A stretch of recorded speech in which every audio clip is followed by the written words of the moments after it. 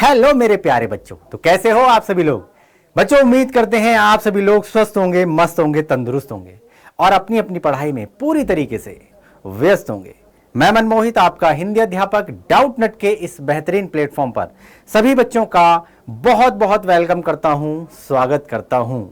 तो भाई फटाफट से आ जाइए, हो जाइए तैयार। और आज हम एक बहुत ही शानदार टॉपिक पढ़ने वाले हैं। जी हां, तो आज हम पढ़ेंगे क्या? मुहावरे। जी हां, तो मुहावरे हम करेंगे। इससे पहले आप सभी लोगों से रिक्वेस्ट है कि फटाफट से कॉपी और पेन के साथ बैठो ताकि आपको अभ्यास करने का मौका मिले, प्रैक्टिस करने का मौका मिले, है ना। और क्लास को भाई लाइक करो, शेयर करो, चैनल को करो सब्सक्राइब, ताकि आपको मिल सके नोटिफिकेशन।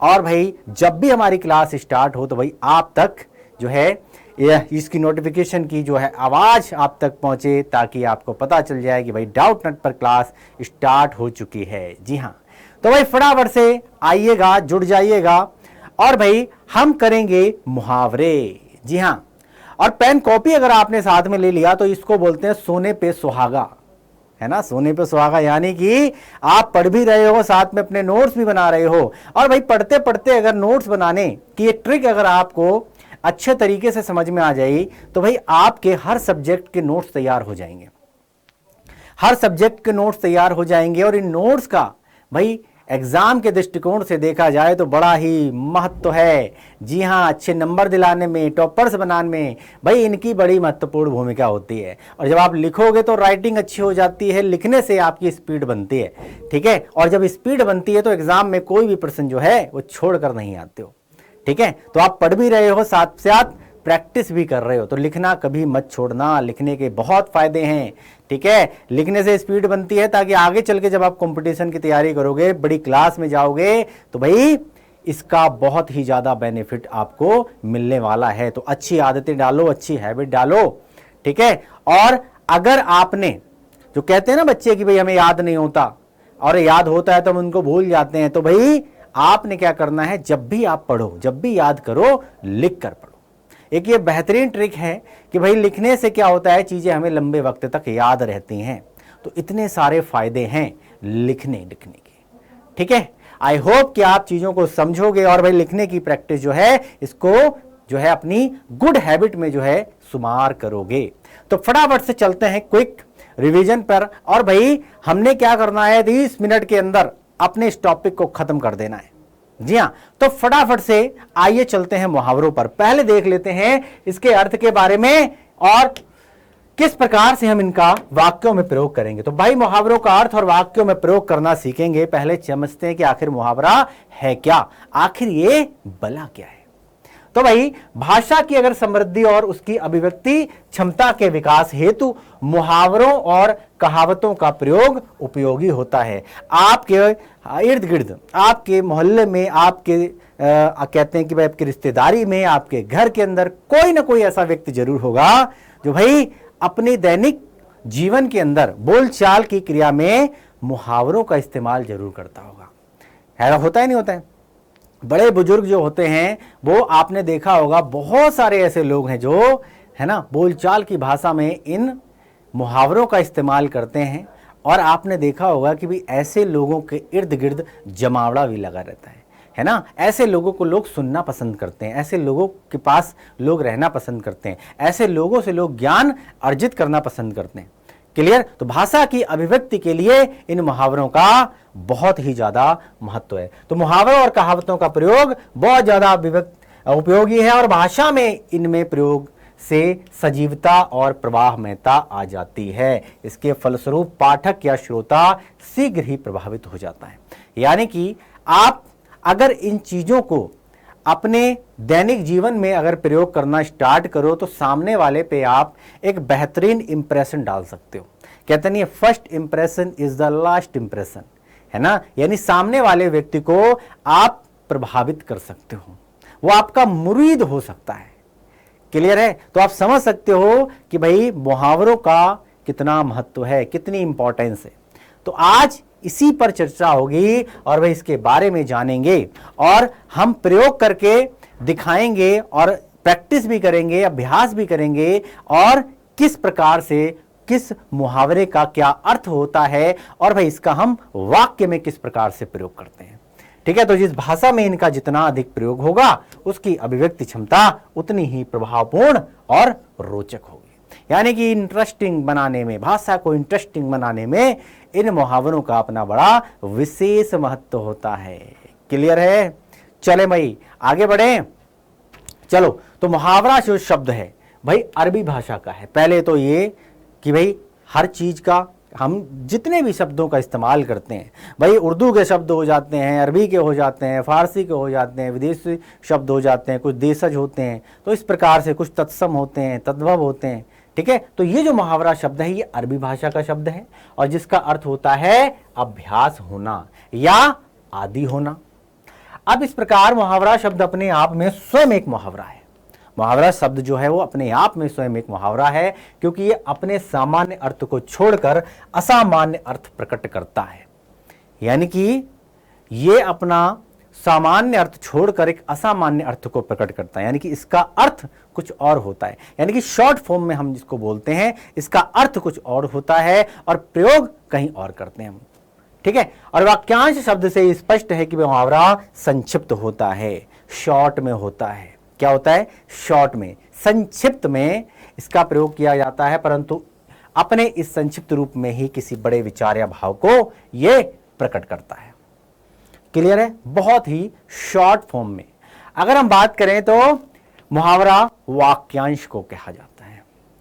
मुहावरा वाक्यांश को कहते हैं, लेकिन इसका स्वतंत्र प्रयोग नहीं किया जाता है। मोस्ट इंपॉर्टेंट, मुहावरे को आप स्वतंत्र प्रयोग नहीं कर सकते, है ना। जैसे कि मान लो शर्मिंदा होना या बहती गंगा में हाथ धोना, अब इसको क्या कहीं ना कहीं इसका प्रयोग करोगे आप, किसी वाक्य में प्रयोग करोगे आप।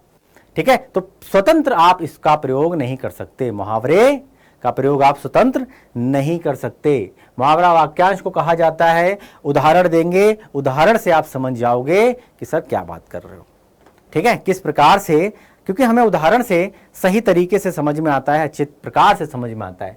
तो जैसे मान लो काठ का उल्लू, है ना। अब काठ का उल्लू, तो इसको समझते हैं कि जो ये नहीं है कि लकड़ी का उल्लू, काठ मतलब लकड़ी, है ना। तो काठ का मतलब लकड़ी होता है, तो लकड़ी का उल्लू, लकड़ी का उल्लू इसका अर्थ नहीं होगा, है ना।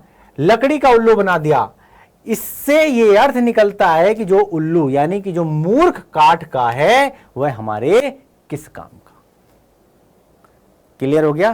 तो इसका अर्थ जब हम इस प्रयोग करेंगे और कहां पर प्रयोग करना है, इस चीज को हमें समझना है, इस चीज को हमें समझना है ना। तो लकड़ी का उल्लू नहीं, यानी कि जो मूर्ख होता है, जो काठ का होता है, वो हमारे किसी काम का नहीं होता है, उसमें सजीवता तो है ही नहीं। और इस प्रकार हम इसका अर्थ लेते हैं महामूर्ख, जो बिल्कुल महामूर्ख होता है ना, उसके लिए हम इस मुहावरे का इस्तेमाल करते हैं। चीजें आप समझ में आई? क्लियर हुआ कुछ चीज? क्लियर? अब चलते हैं एक एक करके इसका प्रयोग करेंगे और प्रयोग करते जाएंगे और आप समझते जाओगे। अब किसी को बोल देते हो अंधों में काने राजा। अरे भाई, अंधों में काने राजा का मतलब क्या होता है?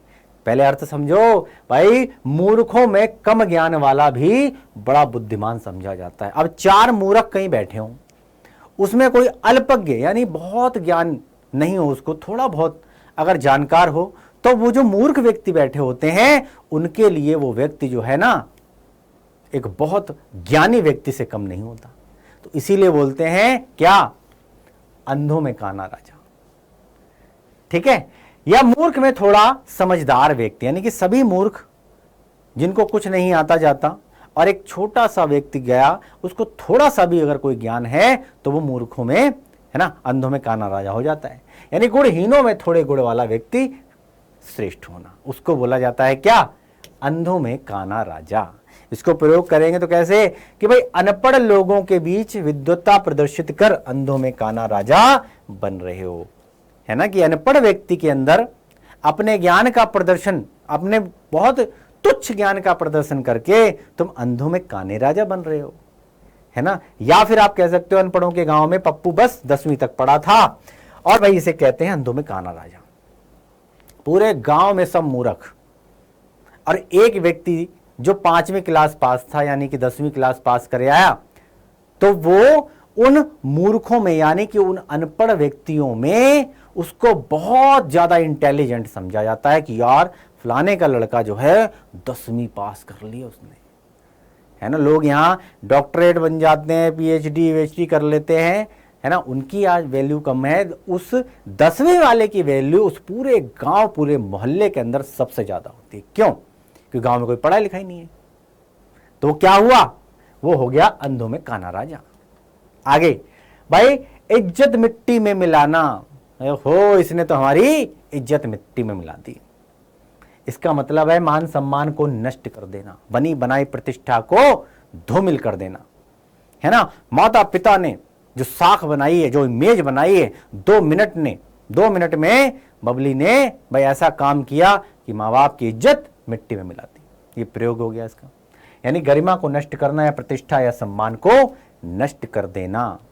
तो भाई मोहनलाल ने पड़ोसी के घर में चोरी की और कब पकड़ा गया, उसने अपने माता पिता की इज्जत मिट्टी में मिला दी। माँ बाप की इज्जत मिट्टी में मिला देना, है ना। क्लियर हो गया? मान सम्मान को नष्ट कर देना, है ना। आन बान प्रतिष्ठा सब कुछ धूमिल कर देना।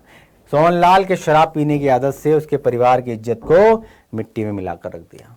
इस प्रकार से हम प्रयोग कर सकते हैं।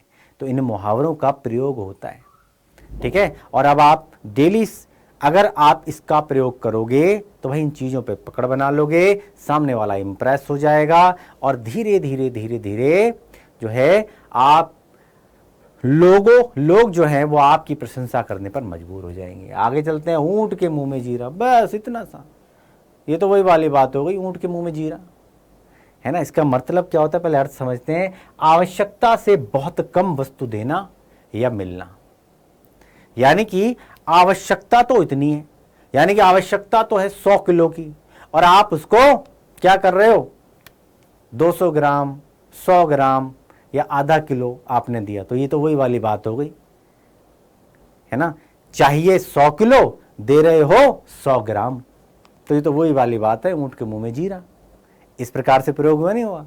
या फिर आवश्यकता से बहुत कम प्राप्त होने वाली चीज, है ना, वहां पर इस मुहावरे का इस्तेमाल करते हैं कि भैया ऊंट के मुंह में जीरा, यानी कि राजू के पास 2 मुट्ठी चने क्या हैं। ये तो वही वाली बात हो गई, ऊंट के मुंह में जीरा, ठीक है। अब पहलवान को 1 रोटी देना ऊंट के मुंह में जीरा देने के समान है। पहलवान पहलवानी करता है तो आपको पता होगा कि भाई कितनी खुराक होती है एक पहलवान की। एक व्यक्ति जब मेहनत करता है ना, तो कितनी खुराक होनी चाहिए उसकी। और अगर आप उसको केवल 1 रोटी दिया आपने, या 1 रोटी का टुकड़ा दिया, तो ये तो वही वाली बात हो गई, ऊंट के मुंह में जीरा। क्लियर है? आगे बढ़े, चलो भाई और आगे बढ़ते हैं। भाई सारे के सारे इंपॉर्टेंट चीजें बता रहा हूं, एक से एक आपको वो मुहावरा बता रहा हूं जो अक्सर एग्जाम के अंदर आते हैं, है ना। उल्टी गंगा बहना, अरे भैया उल्टी गंगा बह रही है, आज उल्टी गंगा बह रही है, कैसे बह रही है? तो परंपरा के विपरीत काम करना या प्रतिकूल कार्य करना। अब प्रयोग कैसे करें यार? पहले भारत देश में अनेक प्रकार की संस्कृति थी, पर आज वह सब मानो गायब हो गई है। मानो जैसे उल्टी गंगा बह रही है, या फिर आप कह सकते हो सूर्या जैसे चोर व्यक्ति का मंदिर में दान देना उल्टी गंगा बहने के समान है। अरे बाप रे, उसने दान दे दिया, अरे उस चोर ने दान दे दिया, अरे वो तो चोरी करके लाता है, चुरा के लाता है, वो तो लोगों को, है ना, छीनता है ना, चुराता है।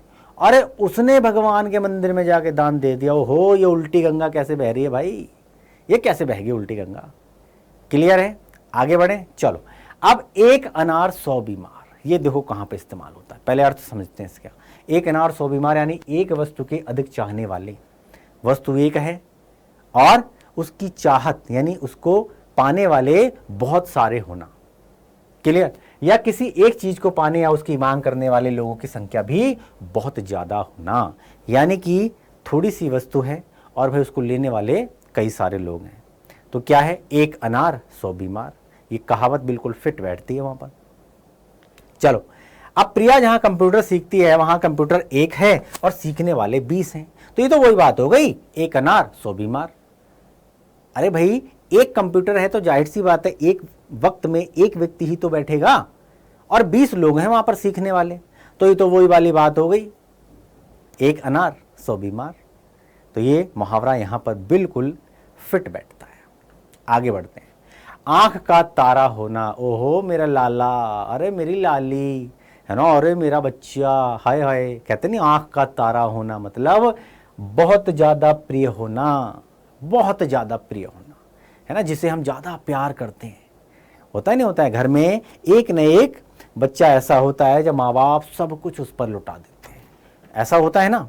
तो किसी का अति प्रिय होना, सन्नी अपने माता पिता की आंख का तारा है। अरे भैया सन्नी, है ना, आप क्या हुए सर जी, सन्नी का नाम ले लिया, मेरा तो नाम लिया ही नहीं। अरे आप भी तो हो अपने माँ बाप की आंख के तारे, है ना। और बच्चा जो होता है ना, वो अपनी माँ बाप की आंख का तारा होता है ना। बच्चा चाहे जैसा भी हो। क्लियर हो गया, बात समझ में आ गई। या चंदन अपनी माँ की आंख का तारा है, या फिर विनीता अपनी माँ की आंख का तारा है ना, सुनीता अपनी माँ की आंख का तारा है ना। इस प्रकार से आप वाक्यों में अधिक से अधिक प्रयोग करना सीखो, है ना। आंख का तारा। कंगाली में आटा गीला, ओहो कंगाली में आटा गीला, इसका मतलब है कमी में और कमी हो जाना, या फिर संकट में और संकट आ जाना, ये इसका अर्थ है। अब इसको प्रयोग कैसे करेंगे। पवन की पहले नौकरी छूट गई और उसके बाद उसके पिता का देहांत हो गया, उसके लिए कंगाली में आटा गीला होने जैसा है। या फिर वो तो पहले ही गरीबी में से जूझ रहा था और अब उसकी नौकरी भी छूट गई, यानी कि संकट में और संकट आ जाना, कंगाली में आटा गीला होना। अब है काठ का उल्लू होना, अभी पता था, बिल्कुल मूर्ख होना या ज्ञानी या मूर्ख, ठीक है, इस तरीके से। यानी महेश तो पूरा काठ का उल्लू है, उसे कुछ नहीं आता। अगर तुम कैसे कुछ काठ के उल्लू और मिल गए तो मैं तो बर्बाद हो जाऊंगा। इस प्रकार से आप प्रयोग करो, ज्यादा से ज्यादा प्रयोग करो और इन चीजों को सीखो। कान पर जूं न रेंगना, मैंने इतना सुनाया, इतना बताया, इतना समझाया, लेकिन उसके कान पे जूं नहीं रेंगी। इसका मतलब ये नहीं है कि कान पे जूं, है ना। जूं का मतलब क्या है, देखो ध्यान दो, कोई असर या प्रभाव ना होना। इसका मतलब है दूसरे की बातों पर बिल्कुल भी ध्यान न देना, कि कान पर जूं नहीं रेंगी, यानी उसे कितना भी समझाया जाए पर उसके कान पर जूं नहीं रेंगती। इस प्रकार से प्रयोग कर सकते हो आप, है ना। दूसरा है प्रिया को लोग उसके कारनामों के चलते कई बार अपशब्द कहते हैं, मगर उसके कान पर जूं तक नहीं रेंगती। क्लियर हो गया। यानी कि जो व्यक्ति अपने लक्ष्य के प्रति बिल्कुल सजग रहते हैं, उनको अपना लक्ष्य दिखाई रहता है, तो दुनिया कुछ भी कहती रहे, दुनिया कुछ भी कहती रहे, इधर से सुनो इधर से निकाल दो, है ना। जब तक आपका लक्ष्य आपको प्राप्त ना हो जाए, इसी प्रकार जो है अपना एटीट्यूड रखो। तो काला अक्षर भैंस बराबर, ओहो काला अक्षर भैंस बराबर का मतलब होता है अनपढ़ होना, पढ़ा लिखा ना होना। तो काला अक्षर भैंस बराबर मतलब तुम अपने नौकर से पत्र पढ़ने को कह रहे हो। अरे भाई तुम अपने नौकर से पत्र पढ़ने को लो कह रहे हो, तो उसके लिए ये पत्र काला अक्षर भैंस बराबर है, यानी कि वो तो अंगूठा टेक है, पढ़ा लिखा ही नहीं है, उसको तो कुछ समझ में ही नहीं आएगी, है ना। ये तो काला अक्षर भैंस बराबर है, इसको पढ़ने के लिए बोल रहे हो, पढ़ाई लिखाई और इसके लिए, है ना। तो पढ़ना लिखना कितना जरूरी है भाई। आज कहते हैं कि भाई एक रोटी कम खाओ, लेकिन अपने बच्चों को जो है अच्छी तरीके से पढ़ा लिखा दो, ताकि वो आगे चलकर, है ना, आपका नाम रोशन करें, परिवार का नाम रोशन करें, अपने खानदान का नाम रोशन करें, है ना। और भाई शिक्षा इस प्रकार से कहते हैं, शिक्षा का प्रचार और प्रसार भी आपको करना है, और आपको पढ़ लेना है कि आपके इर्द गिर्द अड़ोसी पड़ोसी आमने सामने जो भी व्यक्ति हो वो शिक्षा से वंचित ना रहे। क्लियर। तुम्हारी बराबरी मैं कैसे कर सकता हूं, क्योंकि मेरे आगे तो काला अक्षर भैंस बराबर है, मुझे तो कुछ आता ही जाता नहीं। तो इस प्रकार से वाक्यों में प्रयोग करो। आगे आसमान सिर पर उठाना मतलब हंगामा करना, बहुत सारा हंगामा करना। आपने देखा होगा बहुत सारे लोग जो होते हैं क्या करते हैं, आसमान सर पे उठा लेते हैं। बहुत शोर करना या अत्यधिक ऊधम मचाना या बहुत अधिक जिद करना, इसका ये अर्थ होता है। मेरे भाई को जब गुस्सा आता है तो वो चीख चीख कर आसमान सर पे उठा लेता है ना। वो चिल्लाता है, चीखता है। तो जब भी उसको गुस्सा आता है तो वो चीख चीख के पूरा आसमान सर पे उठा लेता या फिर कह सकते हो बच्चे ने पसंद का खिलौना न मिलने पर आसमान सर पर उठा लिया। और बच्चे मन के सच्चे, बच्चे क्या करते हैं भाई, बच्चे क्या करते हैं भाई, बच्चों को अगर कोई चीज़ प्रिय लग गई और आपने उनको नहीं दिलवाई है ना, तो क्या होता है, मचल जाते हैं, मचल जाते हैं, नहीं नहीं नहीं पापा मैं तो ये लूँगा, नहीं मुझे तो वही वाली चाहिए, है ना, बाल हट, है ना। और वही अच्छे अच्छे जो हैं परेशान हो जाते हैं, कंट्रोल नहीं होते हैं बच्चे। जब तक उनको वो चीज़ ना मिल जाए तब तक, है ना, आसमान सर पे उठा के रखते हैं। ठीक है, चलो प्रिया के जन्मदिन पर उसकी माता ने केक नहीं मंगाया तो उसने आसमान सर पे उठा लिया। लो जी, अरे भैया केक नहीं काटा, केक नहीं मंगाया तो प्रिया ने क्या किया, आसमान सर पे उठा लिया। मार शोर शराबे के इतना हंगामा किया, आसमान उसने सर पे उठा लिया। या फिर कहो पवन को शर्मा जी ने चाय समय पर नहीं दी, इसीलिए उसने आसमान सर पर उठा लिया। कुछ लोग चाय के बड़े शौकीन होते हैं, उनको चाय चाहिए होती है और चाय नहीं मिली तो उसने तो आसमान सर पर उठा लिया, है ना, यानी ऊधम काट लिया, बहुत अधिक जिद की उसने, या फिर हंगामा शुरू कर दिया उसने, तो क्या हुआ, आसमान सर पे उठा लिया। क्लियर, आगे बढ़े, चलो और आगे बढ़ते हैं। खरी खोटी सुनाना, खूब खरी खोटी सुनाई मैंने, वो देखता ही रह गया, मैंने खूब खरी खोटी सुनाई, ऐसी हरकत वो भी मेरे सामने। खरी खोटी सुनाने का मतलब है भाई बहुत बुरा भला कहना या भला बुरा कहना। भाई पुस्तक खो जाने के कारण अजय ने मुझे खूब खरी खोटी सुनाई। ओहो, मुझसे पुस्तक क्या खो गई, अरे मैंने उसे बोला मैं तुझे दूसरी लाके दे दूंगा, लेकिन उसने तो मुझे बड़ी खरी खोटी सुनाई। खरी खोटी मतलब बहुत बुरा भला कहा, मुझे बहुत बुरा लगा, मुझे अच्छा नहीं लगा, हमारी तो दोस्ती टूट गई, अब नहीं जाएंगे हम उसके घर। अरे पुस्तक हम दूसरी लाके दे देते, लेकिन उसने तो बड़ी खरी खोटी सुना दी हमें। तुम मुझे क्यों खरी खोटी सुना रहे हो, मैंने आखिर किया क्या है, अरे मेरी गलती तो बताओ। है सुनाए जा रहे हो, सुनाए जा रहे हो, सुनाए जा रहे हो, अरे खूब खरी खोटी सुनाए जा रहे हो, लेकिन एक लिमिट होती है सुनने की। अरे भाई गलती क्या है, गलती तो बताओ, है ना। छोटी छोटी गलतियों पर पवन हमेशा अपने घर वालों को खरी खोटी सुनाने लगता है ना। तो भाई रेस्पेक्ट दो घर वालों को, माता पिता भाई बहन, है ना, गिव रेस्पेक्ट टेक रेस्पेक्ट, यानी कि भाई जब आप इज्जत दोगे तभी तो इज्जत लोग पाओगे, तो पहले देना सीखो। क्लियर हो गया, चलो आगे बढ़ते हैं। खून पसीना एक करना, यानी कि बहुत ज्यादा परिश्रम करना, कठिन मेहनत करना। खून पसीना एक करके राम ने 10वीं की परीक्षा में पूरे स्कूल में प्रथम स्थान प्राप्त किया। तो बच्चों आपको भी यही काम करना है। क्या करना है, खून पसीना बहा देना है, खून पसीना बहा देना है और भैया टॉप बनकर दिखाना है ना। जब आप प्रथम आओगे, जब फर्स्ट डिवीजन से पास हो जाओगे, तो जो आपके घर वालों यानी माता पिता के चेहरे पे जो मुस्कान होगी ना, जो खुशी होगी ना, वो देखते ही बनती है।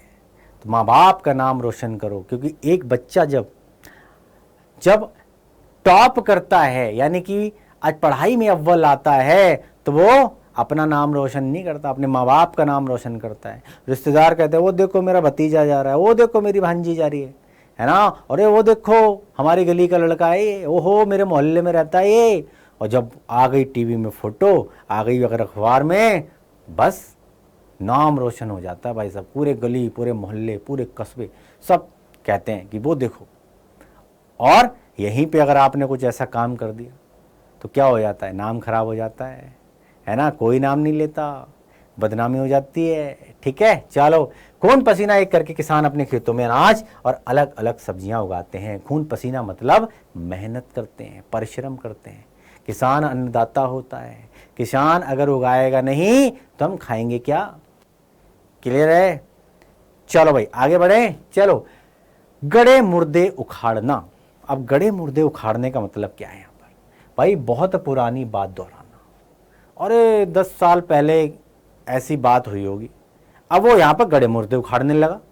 अरे हो बीत गई सो बात गई, है ना, क्या बार बार वही चीज लेके बैठ जाना, यानी कि बहुत पुरानी बात को लेकर बैठ जाना, पुरानी बातें याद करना। यानी यदि जो चारों भाई आपस में प्यार से रहना चाहते हैं तो गड़े मुर्दे उखाड़ना बंद करो। अरे कौन सा घर ऐसा नहीं है जहाँ, है ना, खटपट नहीं होती। 4 बर्तन होते हैं तो खटपट होती है ना। उसी प्रकार से अब आगे अगर फ्यूचर को सिक्योर करना है, आगे अगर उन्नति करनी है, आगे अगर विकास करना है, तो हमको गड़े मुर्दे नहीं उखाड़ने। प्यार से रहो, मिलजुल के रहो और अपने भविष्य को संवारो और भाई भविष्य के प्रति जो है सचेत रहो। गड़े मुर्दे मत उखाड़ो, यानी कि पुरानी बात नहीं दोहराओ। जो बात पहले हो गई सो हो गई, अब गड़े मुर्दे उखाड़ कर क्या लाभ। कहते ना जो हो गया सो हो गया।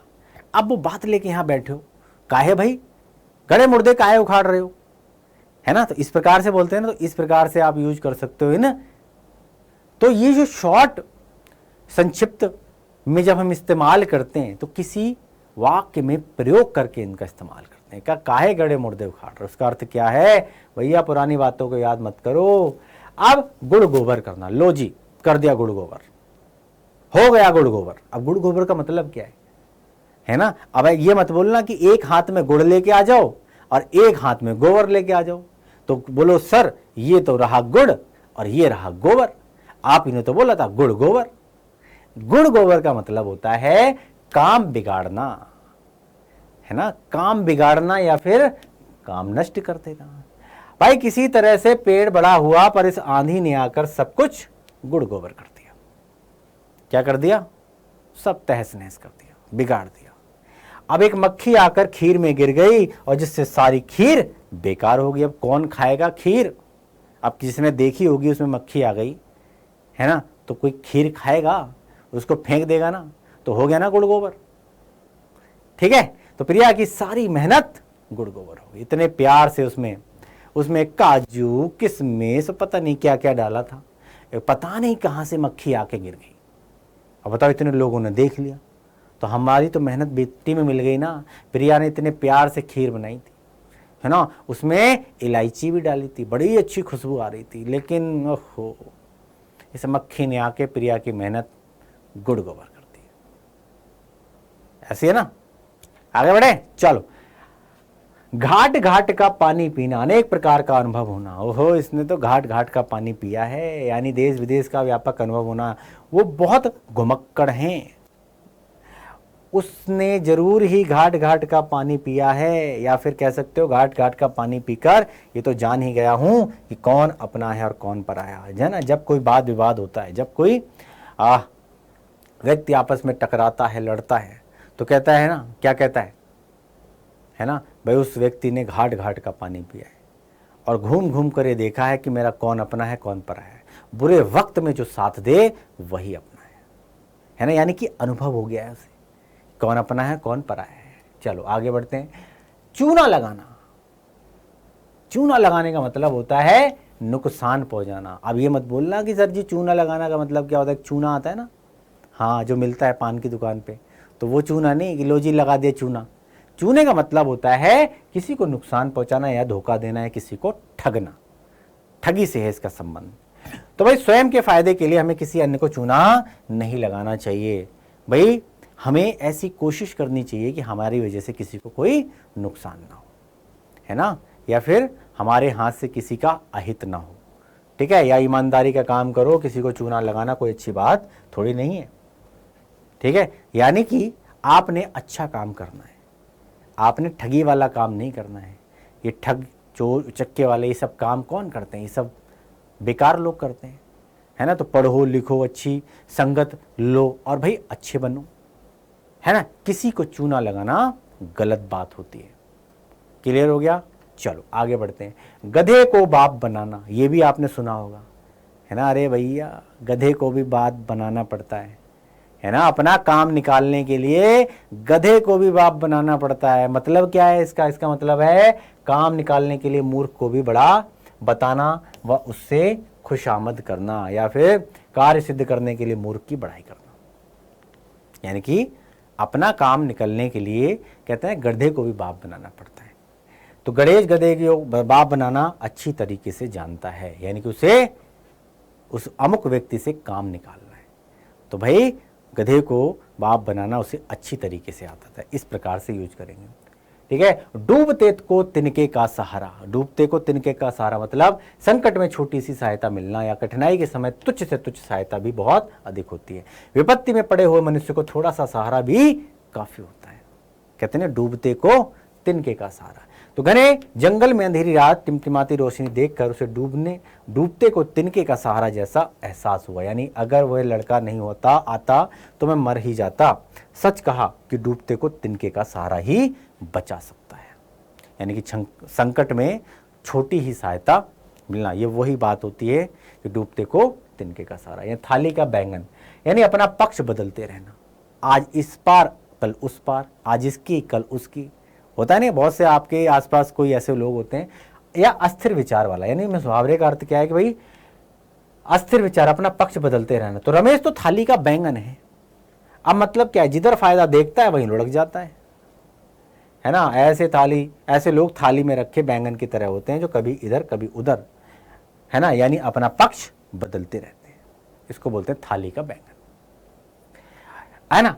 अकल चरने जाना, यानी बुद्धिमत्ता गायब हो जाना। या तुमने 60 साल के बूढ़े से 18 वर्ष की लड़की का विवाह कर दिया, लगता है तुम्हारी अकल चढ़ने गई है। अड़ियल टट्टू, यानी कि जिद्दी। आज के युग में अड़ियल टट्टू पीछे रह जाते हैं। क्या नहीं करना भाई, अड़ियल रुख नहीं अपनाना। अंगारे उगलना, क्रोध में लाल पीला होना। अभिमन्यु की मृत्यु से आहत अर्जुन कौरवों पर अंगारे उगलने लगे। अंगारों पर पैर रखना है स्वयं को खतरे में डालना, यानी कि व्यवस्था के खिलाफ लड़ना अंगारों पर पैर रखने के बराबर है। क्लियर है, प्रशासन से पंगा नहीं लेने का। क्लियर, चलो जी, तो धन्यवाद, thank you very much. I hope कि आपने अच्छे तरीके से जो है आज के टॉपिक को कवर किया होगा। मिलते हैं फिर से एक शानदार टॉपिक के साथ, तब तक हमें दो इजाजत और आप बने रहो डाउट नट के साथ। नमस्कार, जय हिंद।